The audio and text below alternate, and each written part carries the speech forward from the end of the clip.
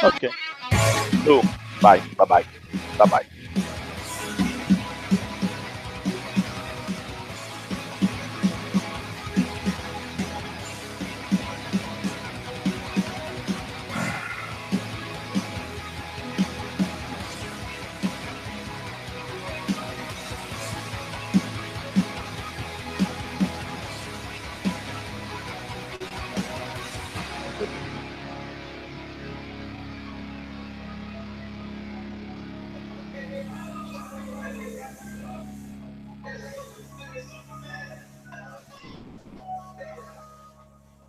Bill, can you hear me? Yeah. Leave the app. Will's going to kick Not you your music. to bring in the guest. Listen anywhere. Okay. You got anytime. the coach's number? Listen to it all ad-free. All your music, no interruptions. YouTube Red. Start.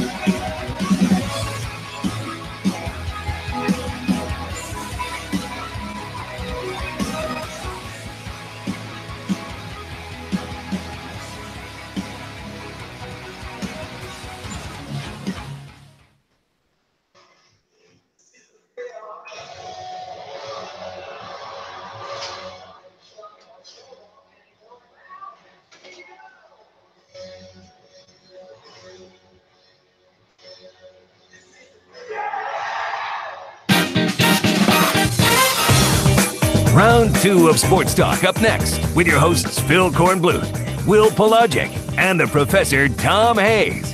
Don't leave us hanging. Join the show, 800-956-7266. Welcome back, Sports Talk, South Carolina Radio Network. We come to you from our capital city in Columbia. Will Pelagic and Professor Tom Hayes and Phil Kornblut, who is in Hoover, Alabama for the SEC baseball tournament. I will be in Durham beginning tomorrow for the ACC baseball tournament when Clemson begins play against the University of Notre Dame. They play the Irish, who play tonight against Miami in pool play in the ACC. South Carolina begins in a single elimination game tonight against Missouri. That will take place following the third game, which takes place in mere moments between Mississippi State and LSU. Before we get to Buddy Bucorn, a new rule in the National Football League for the kickoffs in 2018 is literally just passed moments ago. The kickoff team cannot line up more than 1 yard from the restraining line, so no running start.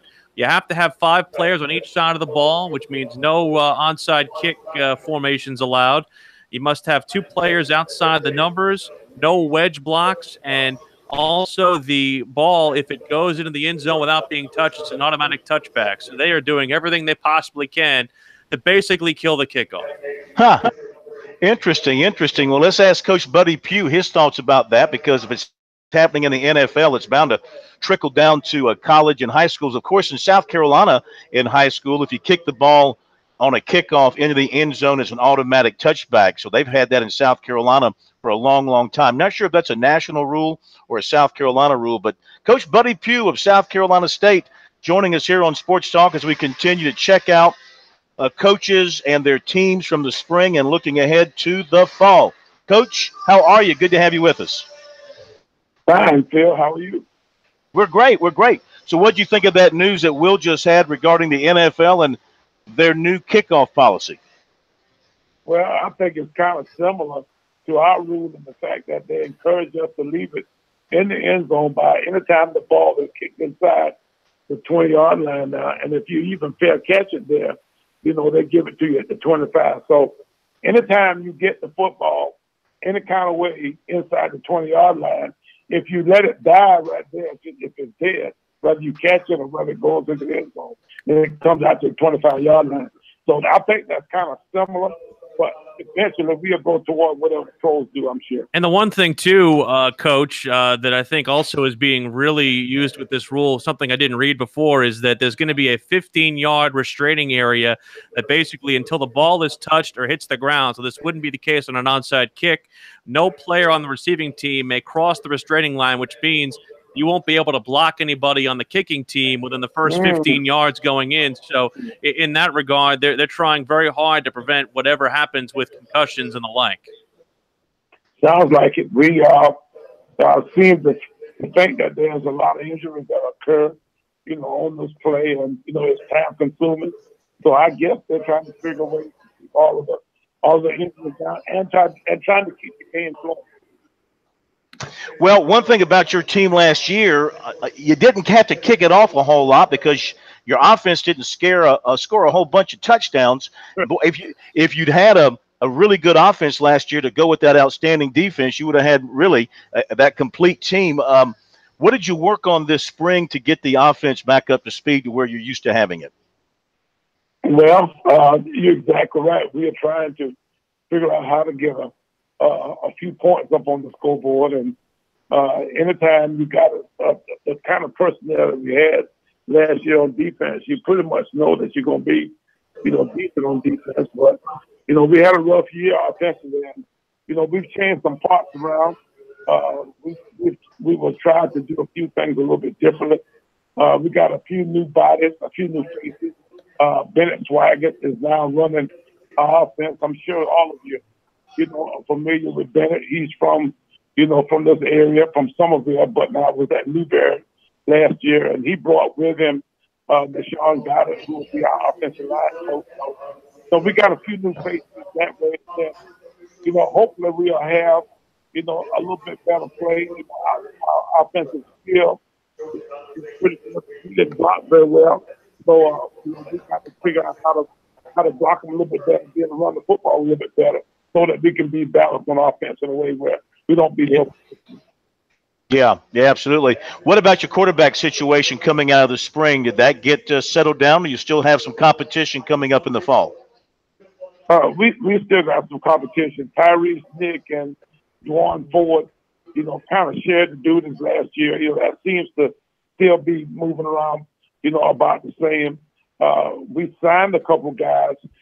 We signed Quincy Hill up at Spring Valley High School and the Fields kid from down at Baptist Hill High School. So we got a couple kids coming in that, that we like to at least get in the summer and maybe see if those guys can be of some help to us. But, we had quarterback issues last year, and hopefully those guys have grown up some, those two guys that we had playing last year.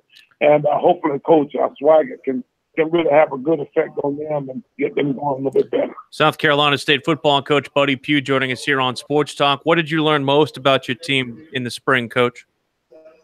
Well, we learned that we're still pretty much a defensive style football team. I think we'll always be, a little more heavy leaning in that direction as opposed to offense. I don't know if we'd ever have a great offense, and I don't know whether, our defense will be able to stand it. But, we still seem to think that we've got some work to do on offense. It'll be a good, solid off season, going into our preseason practice to try to figure out exactly what this offense can do. Coach, you talk about your running game, and it seems like uncharacteristically for a South Carolina State team, you were caught a lot in a lot of third and long situations, and the passing game just was not there. Are you looking to maybe switch things up a little bit, and maybe we'll see you pass more on first and second down than just on third down? Well, Tom, we thought we had a plan to go along with it. And, when you got a little bit of a night in your offensive front personnel, when your offensive line is not quite as good as you like them to be, then you better try to throw it around a little bit, take a little bit of pressure off of them. But, it didn't work out where, we didn't necessarily throw the ball quite as well.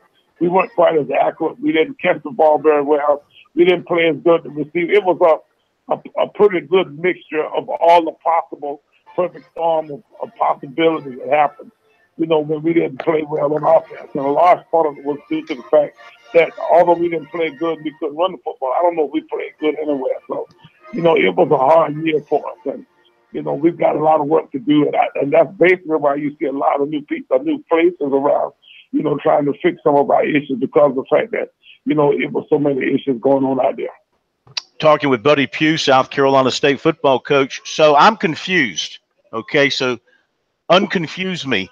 Is this Buddy Pugh's swan song this season at South Carolina State? Well, it's getting close to it, I guarantee you. I'd like to go out on a good, strong, consistent year where we can, I think, maybe have another championship-style kind of football team.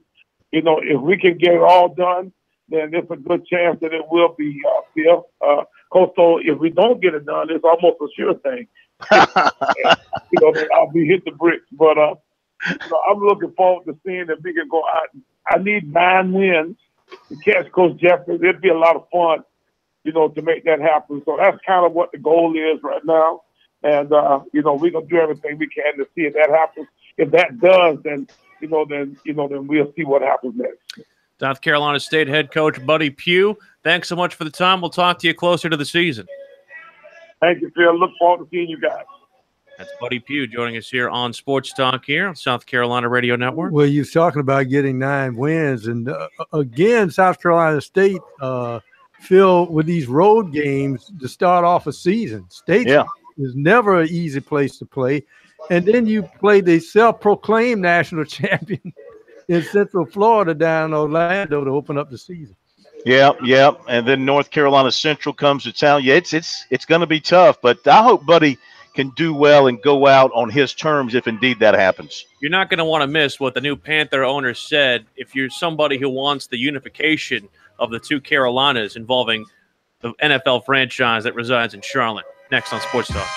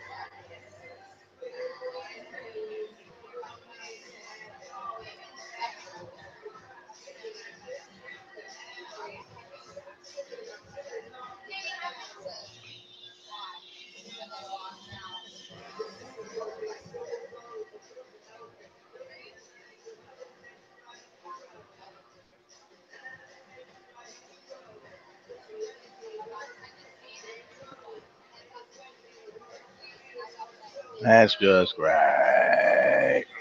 Nice to be recognized and heard from.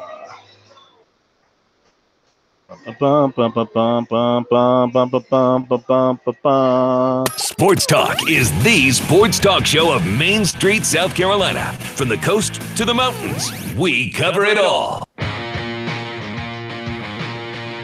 So I'm reading over these NFL kickoff rules again, and basically these are the effects that they want to have happen. They want the players to not have a running start to run downfield after the kick.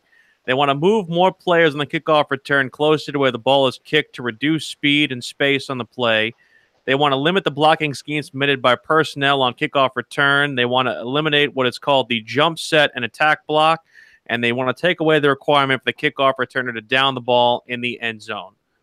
So basically, Corn, this tells me they're trying to kill the kickoff. Well, I mean, when you think about it, I don't know how any of that is going to prevent injury or concussions. I mean, okay, so you're not going to have a running start as a defender going down the field. I mean, by the time you've run 10 or 15 yards, these athletes are full speed. So they're still going to have an inordinate amount of speed coming down the field. There's still going to be very hard collisions. So I don't know that that's going to eliminate anything. I mean, if you just do it, just give them the ball on the 25-yard line after a touchdown and go with it from there. I mean, eliminate it altogether if you're that concerned. Put skirts on them if you have to. I mean, for crying out loud, it's football. Easy. That's the old line from the old middle linebacker with the Pittsburgh Steelers talking about quarterbacks years ago. I think it does really affect the guy who can carve out a long career as a kick returner. Mm-hmm. I know you got the punt returners out there, but there's some specialty where guys can run a kickoff back and really flip the field on you. Those guys may become dinosaurs. Who knows? Well, it's weird. You know, so many of these kickoffs are touchbacks anyway. I mean, like Corn said, why don't they just make it as simple as, you know, just putting the ball at the 25 and saying, go ahead. But again, just this to me, again, I think it's a move to try and really prevent the play from basically being a part of the NFL's future.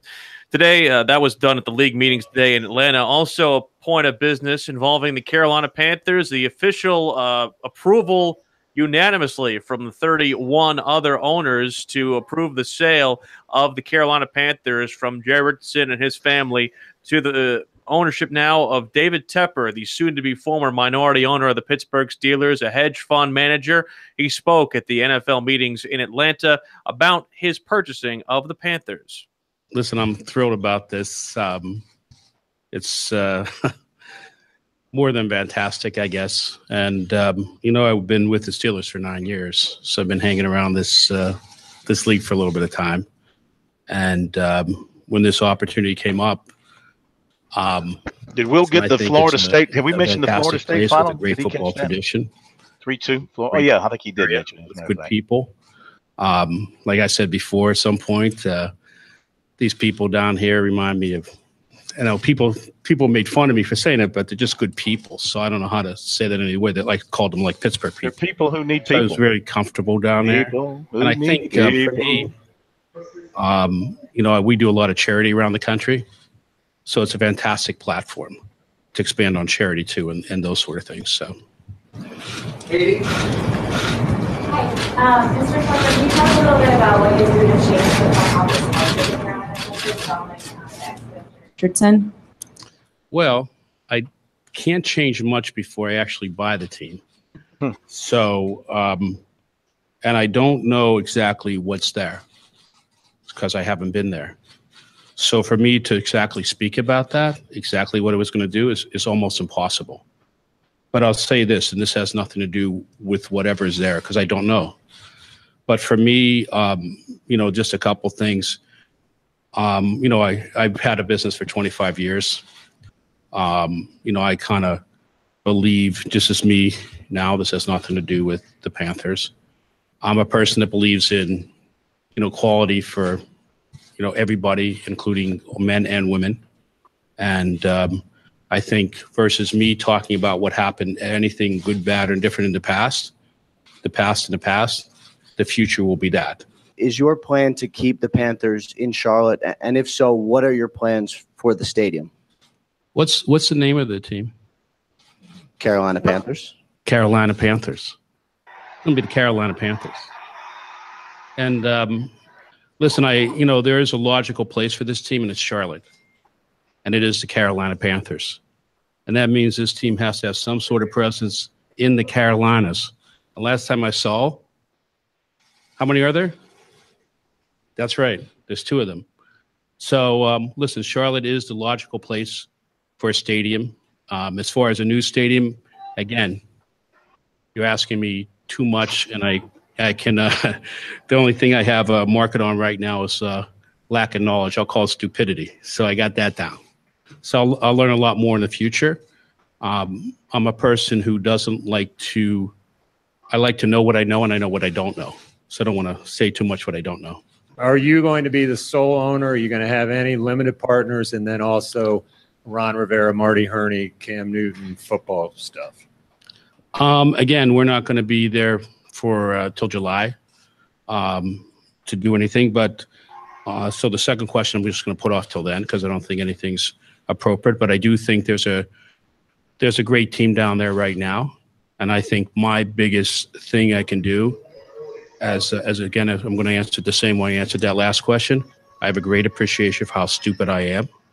And sometimes it's better to do nothing than to do something. So I think you want to be very careful, move very carefully when you do anything. And that's what I'll do on that side of the business. That is the new owner of the Carolina Panthers, David Tepper. Your thoughts, Corn, on the penultimate answer involving possible movement of the team, or at least the new stadium involved? I think his answer is right on. I mean, I think he's committed to keeping it in Charlotte, which is, I mean, it's fine with me. I know there's some people in South Carolina who are somehow feeling left out because they built the stadium in Charlotte and not on the state line and not partially in York County or whatever the case may be. But, I mean, me personally, it's fine for me having it in Charlotte. Carolina Panthers, I mean, if they called it the Charlotte Panthers, it wouldn't bother me. I'm a traditionalist. I don't like regional names, and I don't like nicknames that you can't hug. All right, so that's why I like Green Bay Packers, Boston Celtics. Don't give me New England Patriots. Be the Boston Patriots. It's how they started out. Charlotte Panthers would have been fine with me. It would not have affected my interest in the team, if I had any interest in the team, if they had called in the Charlotte Panthers over the Carolina Panthers, to be quite honest with you. By the way, half inning in the books here. Mississippi State goes down. LSU coming to bat scoreless in the bottom of the first. Still waiting on the start of Miami and Notre Dame. I saw the Carolina Panthers name looming because that's how they got the team. They marketed the team as being almost like the two states were one entity. It seems like a false marketing ploy. Yeah, well, but no, they had to sell the fact that they reach all the way down to Charleston, the upstate of South Carolina, Columbia. Then they went all the way up and sold, Raleigh, Durham area, and Charlotte, and they sold it as this is the area where we're going to have the Carolina Panthers. Similar, I don't have any problems with regional names. Minnesota Vikings. I mean, it could have been the Minneapolis Vikings, but they used the term Minnesota. Washington Redskins play their games in Maryland. But here's the key. The only reason you would build a stadium in Charlotte, a new stadium, is what? To get the Super Bowl. And Charlotte is not big enough for that yet, in my opinion. But then again, some people are complaining, didn't they just have the Super Bowl about less than a decade ago in Jacksonville? Mm-hmm. Which was weird to me. Bad. Mm-hmm. The NFL owners, by the way, they must be doing some like land office business right now because they just approved something else. They have basically approved what is in amounts to be the NFL or the collegiate targeting rule. Basically, they've approved the ejection standards for the quote use of helmet rule. Basically, use of the helmet is subject to ejection now, apparently, according to a rule that will go into place during this season, and all disqualification of players will be subject to video review. So better tell DJ Swearinger that. The targeting is now an NFL rule, Corn. Got no problem with that. Like it. They need to do more of that kind of stuff. I mean, teach them and enforce it and do protect them that way. I'm all for that. We'll go from one sport that wears helmets to another that wears helmets for a completely different reason. That is NASCAR. Kerry Tharp, president of Darlington Raceway, will join us when we come back on Sports Talk.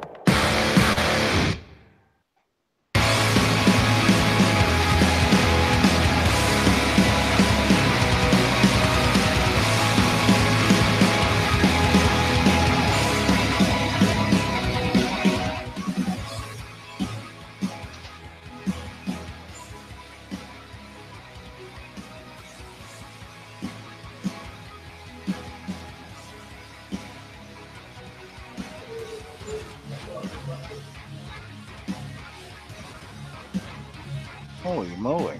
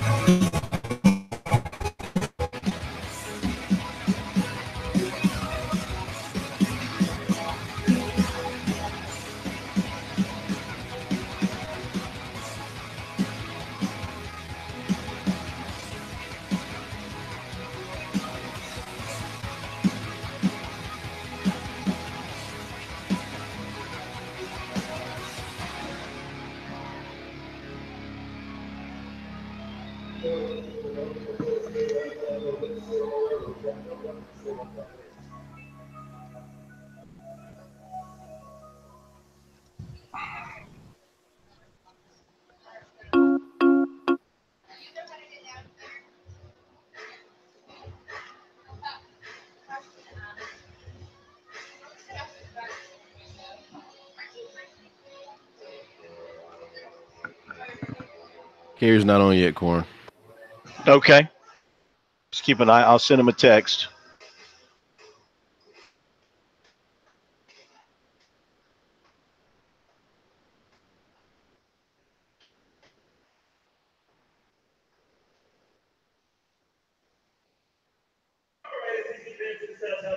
I just text him. Keep an eye out on your line. I can update the game here. Now back to Sports Talk, South Carolina's most listened to sports talk show for more than 30 years. Final game is just about to get underway at Durham Bulls Athletic Park in Durham between Notre Dame and Miami. The other two teams in Clemson's three-team pool, which is Pool B, they're getting themselves ready to play here. Again, the final game of the day in Durham. Earlier today, it was Pittsburgh, a 2-1 victory over Georgia Tech. and Florida State defeating Virginia by a score of 3-2, a walk-off win in 11 innings. There's a lightning delay in the Big South right now between Campbell and Longwood. It started at 6:44, so it's already been about a half hour to about 45 minutes long already, and they have stopped play, halted play there at what's going on there in the Big South. So that's going on in Lynchburg. We'll keep you updated on that. Hoover has a game going on right now, the game that precedes the Gamecocks in Missouri. Corn, what's going on there? Yes, turned out to be a very nice evening here in Hoover. We go to the top of the second. It's scoreless. Mississippi State had a couple of hits in the top of the first but didn't score. LSU went down in order in the bottom of the first, so we are scoreless in this one. Earlier today, Texas A&M a 3-1 win over Vanderbilt, and then we had in the game prior to this one, it was Kentucky and Auburn. Auburn winning in 11 innings 4-3. And we have got our man from Darlington, the president of Darlington Raceway, Kerry Tharp, joining us here on Sports Talk. So let's transition from baseball to racing as we welcome KT to Sports Talk. How are you, sir? I'm doing good, Phil. I'm sorry I was over here in Florence at the Spurs Up tour and time got away from me. I apologize. Well, I'm sure you were signing a bunch of autographs and kissing babies and things like that. Well, no, that was left mostly to Coach Muschamp, but good to be on, and I hope everything's going well down in Columbia. How's Boom doing, Coach? He's doing good. He gave a rousing talk tonight over at the Florence Country Club. They had a good crowd of folks on hand. We just finished up, and you know, he's a go-getter. I will tell you that.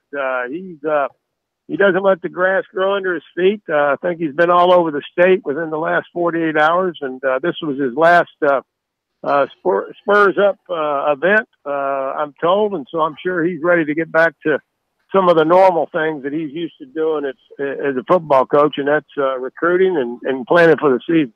All right, so be honest with us. Who gives a better speech, Muschamp or Lou Holtz?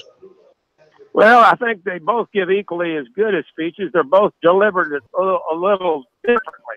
Yeah. I think Coach Holtz certainly can get the message across and probably maybe a little bit more philosophical way. But I tell you, Coach Muschamp, he's direct and to the point, and he told a few good one-liners out here tonight. I think he had the crowd engaged, and so it was good hearing him, listening to what he has to say about the upcoming season. Yeah, you don't have to take a shower after a Muschamp speech, do you? I tell you, Coach Schultz was one of the best, and you well know that, Phil. He's one of the more entertaining people I've ever heard speak, that's for sure. Well, speaking of entertaining, I think the racing at the All-Star race this past Saturday night, and you were there, generated quite a bit of excitement from folks who love the dicing in and out and the lead changes. I know Harvick, again, was too strong for everybody, but what'd you think of the rules package? Was that rules package done strictly by Charlotte, or was that a NASCAR idea? Well, it was a collaboration between NASCAR and the racetrack, no question. It took both sides to agree on doing that, and I think it was really probably a NASCAR deal that Charlotte had to sign off on. But I thought it was a pretty good combination of things. I thought that the package that they came up with was pretty entertaining. I thought there was a lot of passing. I thought there was a lot of give and take.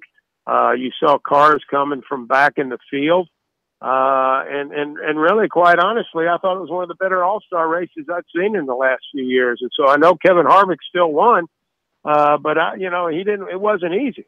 And so I think it's something that certainly NASCAR can build upon. I don't know how quickly we'll see that package again, but certainly created a lot of buzz. And so I think that's what you need on an event like that, is for people to continue to talk about it even later in the week after the event.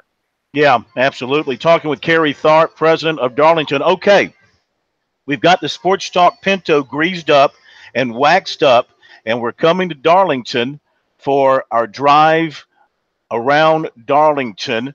This is something you guys announced this week that you're going to do. Invite folks to come in, pay $30, and you can drive your personal car around Darlington. Give us more details on that. Well, Phil, we haven't done that lately here at the racetrack, but I think it's a good opportunity for people to bring their vehicles over to the track and it goes to a good cause. $10 of that goes to the Sport Clips Help a Hero Scholarship Program, which provides scholarship money for those kids whose parents were impacted over in Iraq and Afghanistan. And then certainly, we also provide 2 Xfinity race tickets, which is the Saturday race here at Darlington as part of that. So to be able to bring your own vehicle and take 3 laps around the track Too Tough to Tame, I think it's pretty entertaining. I think we're going to, just find out who has it and who doesn't. So I urge you to bring your 1965, Carmen Gia. I believe that's either that or a Corvair. I remember you used to drive a Corvair when I was there in Columbia, but bring your cars out there. It should be a fun time. It's Father's Day weekend. Great opportunity for father-son to enjoy some things. So we hope to have a good crowd. Is there a speed limit on the track, KT? Well, there is, but we can make things happen, Will. But yeah, there is. We'll need to kind of abide by some of the deals, but it's still a fast pace. So 70 miles an hour out on that racetrack at that banking is pretty quick. So we need to kind of keep it under control. We do have a race to run. We want to keep our walls clean. So we'll do the best we can to regulate it, but I think people will have a good time when they come out. Corn does know quite a few South Carolina State troopers as a result. I'm sure. Well, now, KT, let me ask you this. I mean, is this drive at your own risk? I mean, if I go out there and I leave with a couple of Darlington stripes on the side of my car, is that my responsibility to fix? Yes. Well, we're going to check and make sure everybody has updated registration and proof of insurance, and then after that, it's on. Well, I tell you what, some of the cars we drive, KT, you better bring out those caution flags for debris on the track. I hear you. But no, we'd love to have y'all come out, or as many people as we can to come out and enjoy that day on the 16th of June. And like I said, it goes for a good cause. And we think it's a good opportunity for folks to get out there and drive around the track. Well, I'm looking at some of your details. Motorcycles will not be permitted. Laps will be held at a maximum of 70 and regulated by Darlington. I don't know, man. Good luck trying to keep people at 70 miles per hour or less as they go around that track. Yeah, we'll see how good our folks are, but we'll also see how good people are at taking direction. So. I think it's an opportunity again. I think that, a few months before the race to get people out there, get people excited talking about the race. And I've had a lot of people ask me in the short period of time I've been here, when can I bring my car to the racetrack and drive it around the track? Well, now you have the opportunity to do it on June the 16th. I don't know if I'd want to do that, but I wouldn't mind going like on board, like on the pace car or something like that, just from that perspective, because I don't trust myself with that banking. Well, I'll tell you what, Will, we can make it happen. You get over here, we'll get you in the pace car. We did it with Coach Muschamp last spring. And he's more important than me, though. He's much more important than me. He's much more important. I don't know. No more important than sports talk and spreading the word around the great state of South Carolina. Well, KT, we appreciate the time as always. We'll look forward to the second consecutive week of racing in Charlotte. And thanks again so much for our weekly visit. I enjoyed it, guys. Y'all have a good one. That's Kerry Thorpe, President of Darlington Raceway. You want to ride with me in the pace car, Corn? Not on your life. But, the interesting thing is, you at 70 miles an hour, I'm just thinking you come off the flat part. If you hit the bank, man, you could really rip out the bottom of your car, depending on how your car is set up. I get that low, low cylinder there. It's not good. Hitting in rush hour traffic. I'm sorry. I'm above. I mean, you might think this is a great idea, and it is, and I hope a lot of people take advantage of it. But you better, of course, be prepared to have to go visit your mechanic when you get home. I have a hard enough time driving on 26 with all those potholes. I don't know if I trust myself on Darlington's front stretch. Oh, a couple of football notes.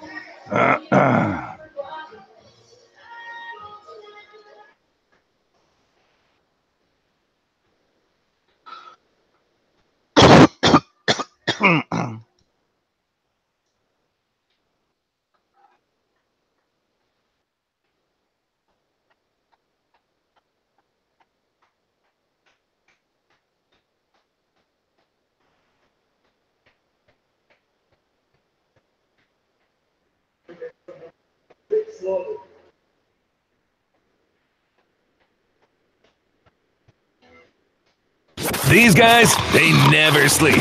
Check them out on the web at SportsTalkSC.com. Now, more of Sports Talk on the South Carolina Radio Network. Just underway at the DBAP, Durham Bulls Athletic Park in Durham at the ACC baseball tournament. Notre Dame and Miami scoreless. Early today, it was Pittsburgh defeating in their opening game against Georgia Tech 2-1. Panthers over Yellow Jackets. Florida State a 3-2 win over Virginia. Clemson plays tomorrow at 3 p.m. Before them, it's Wake Forest and Louisville, and top-seeded North Carolina facing Pitt to try and at least give Pitt maybe a possible upset pool victory in that. So from that perspective, Pitt could possibly upset the apple cart on day 2, going in having won its second game. But, of course, a tall task having to face a top-seeded Tar Heels. What's going on in Hoover, Corn? Okay, let's see. We are in the bottom of the second. We are still scoreless. LSU and Mississippi State. Mississippi State had another base hit in the top of the second, but could not score, so they left 3 on base. 3 hits for the Bulldogs, no hits thus far for LSU. So we're scoreless in the bottom of the second. Got a couple of other things I wanted to pass along to you. In recruiting, linebacker Dante Starks from Herrera, Louisiana tonight released a top 10. Clemson is on that list. Arkansas, Auburn, Florida, Georgia, Michigan, Oklahoma, Oregon, LSU, and Tennessee round out that list. Florida State offensive lineman Josh Ball started 9 games at left tackle last season. He's been suspended from the school following a university judicial panel ruling. This reported by warchant.com. He was expected to start on the offensive line again this season. There has been speculation, they write, about his future following allegations that he was violent toward an ex-girlfriend and others. So that's a big loss for the Florida State offensive line. Also, this story out of Alabama, this doesn't play well for Nick Saban and the Crimson Tide.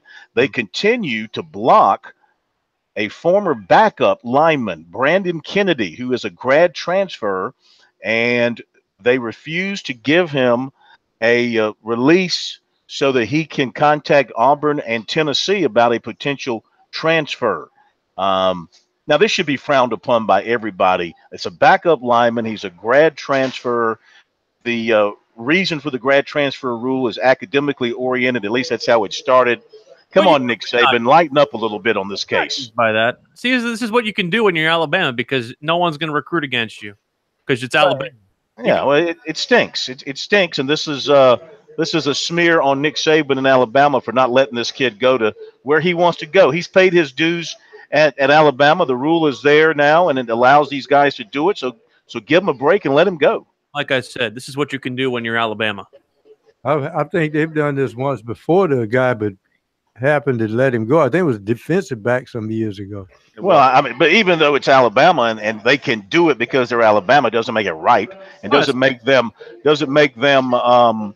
above criticism. Not even not even Saban is above criticism when it comes to a decision like this. They're not shielded from that. So this is I think, from where I stand, a very bad decision. Yeah, PR wise, probably not going to hurt them that much because they're Alabama, but it's still not right. The flesh wound. Well, I have my own thoughts about the ability of coaches to restrict transfers anyway. I think that they shouldn't be allowed to, but that again that's a whole nother subject entirely. We heard earlier today from the former Clemson quarterback Deshaun Watson. Of course, his rookie season derailed by a knee injury. He is back in trying to reclaim his spot and reestablish his spot as the starting quarterback for the Houston Texans. No one necessarily can take that away from him. He's projected to make that happen, but he's trying to at least pick up the pieces from where he left off from his rookie season. Today's it's another opportunity for myself and the team to, work on our craft, correct the basic stuff that we made mistakes on yesterday, and just kind of, continue to get 1% better. Out there, it looked like you threw well.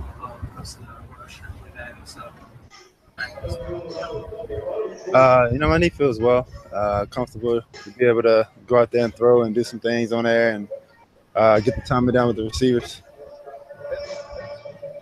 I mean, there's really no timeline on ACLs. It's just depending on how that person feels. Of course, yeah, I feel good.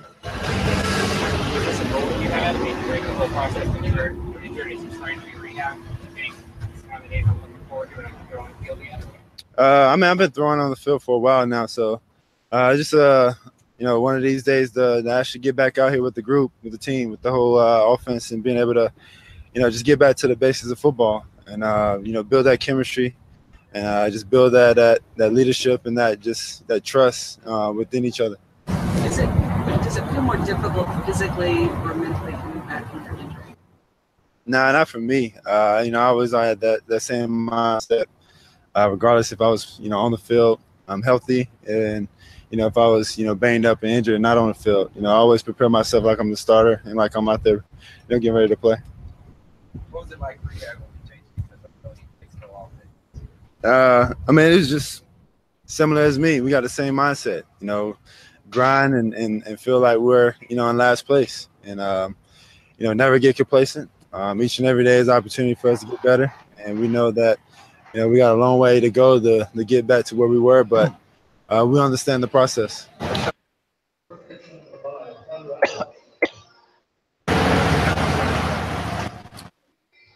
It is, and it's Deshaun Watson talking earlier today at Texans camp. He did not necessarily throw around with individual drills, or did not participate in team drills, rather, but did throw around individual drills. And I mean, this is a guy, Corn, that really, the way he was playing should have been the rookie of the year. And I think that obviously is something that he won't be able to get back. But when you think about it, he really established himself and established that there really wasn't much of a learning curve for him in the National Football League. No. I mean, it's been that way for him his entire career. Going back, I mean, I wasn't following him when he was coming out of high school in Gainesville, Georgia. But, as he emerged as a great high school player in Georgia, he showed all the skills and the smarts to be a terrific quarterback in college. And then he came to college, and of course, he just quickly immersed himself in Clemson's offense. Of course, the offense was pretty much set up for him when Chad Morris got there, and he went looking for his quarterback. That's exactly where he went, to Deshaun Watson, because he saw a perfect fit in his offense. It was like a hand in glove thing, and so it was very easy for him to pick up what Clemson was doing. And now with the Texans, I mean, he's just a smart guy. He's a smart football guy. It comes easily to him, and his athletic skills are so natural. He can, once he just picks up the elements of an offense, he lets his skill take over, and makes him the great quarterback that he has been and that he will be. Yeah, and Deshaun Watson, as I said, I thought the best team for him to go to, well, it was actually two teams I named last year, and that was Houston and Arizona, because they had ready-made players for him to be around. Because, see, even as super as Deshaun Watson is, he couldn't have done anything in Cleveland. No. So I was saying, don't draft him. And then, of course, he dropped to Houston, and I think that was an exceptional pick by Houston. But let me predict the future for you as we see things unfold before our very eyes in the upstate. I predict now, a new prediction, in 3 years, the Texans will draft Trevor Lawrence, and he will take Deshaun Watson's job and send him packing somewhere else. Well, I have something to say for you. If this guy is as good as you think he is, and as good as Deshaun Watson is, Houston is not going to be finished low enough to get that draft pick. Trevor Lawrence will cure cancer by 2020. What happens tonight? Carolina and Mizzou. Oh, my goodness. I'm kind of leaning Mizzou's way, to be honest with you. I know the Gamecocks are hot. Mizzou's coming off a series win, but they're throwing a better pitcher out there. And if they get a little bit of offense going against the Gamecocks, it could be tough for them to come back against them. I think the team that wins is the one that does not exhale. If I'm Missouri, I had to go through that tough series to get to the tournament. Are they going to exhale, or is South Carolina, which went through and finished 16-8 in the conference, will they exhale? I like the Gamecocks mojo. I like South Carolina. I think Missouri expounded a lot of emotional, fortitude to get themselves to the tournament. Much like Pro said, I think they exhale. I think South Carolina will be playing against Arkansas tomorrow. We'll be talking to you from both Durham as well as Hoover, as well as Columbia, when we talk to you tomorrow on Sports Talk. Ta-ta.